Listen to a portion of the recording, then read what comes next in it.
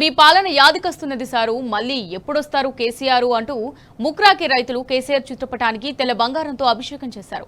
రైతుల బతుకులు బాగుపడాలంటే మళ్లీ కేసీఆర్ సారే రావాలంటూ మాజీ సర్పంచ్ గాడ్గే మీనాక్షి, మాజీ ఎంపీటీసీ గాడ్గే సుభాష్ సమక్షంలో నినాదాలు చేశారు.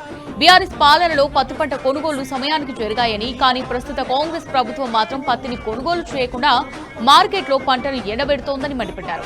కేసీఆర్ హయాంలో ఎకరానికి 12 క్వింటాళ్ల పత్తి కొనుగోలు చేసేవారని, కానీ ఇప్పుడు కేవలం 7 క్వింటాళ్ల పత్తి మాత్రమే కొంటున్నారని ఆవేదన వ్యక్తం చేశారు.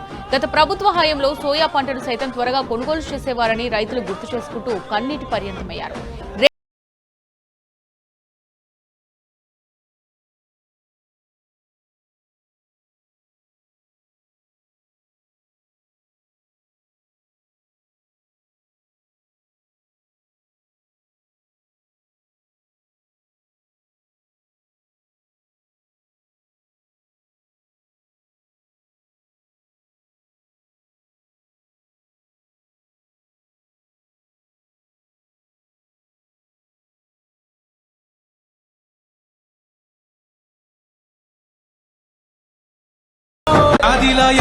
కాంగ్రెస్ ప్రభుత్వం, రేవంత్ రెడ్డి ప్రభుత్వం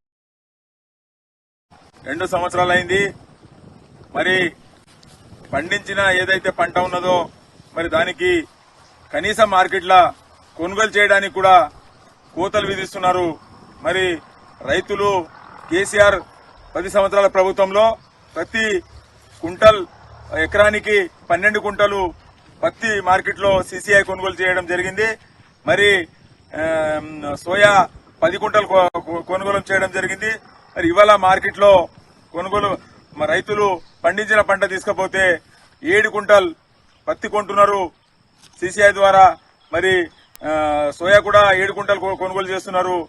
మరి వెంటనే కేంద్ర ప్రభుత్వం, రాష్ట్ర ప్రభుత్వం చర్చలు జరిపించి రైతులకు 12 కుంటలు ఎకరానికి పత్తి కొనుగోలు చేయాలి.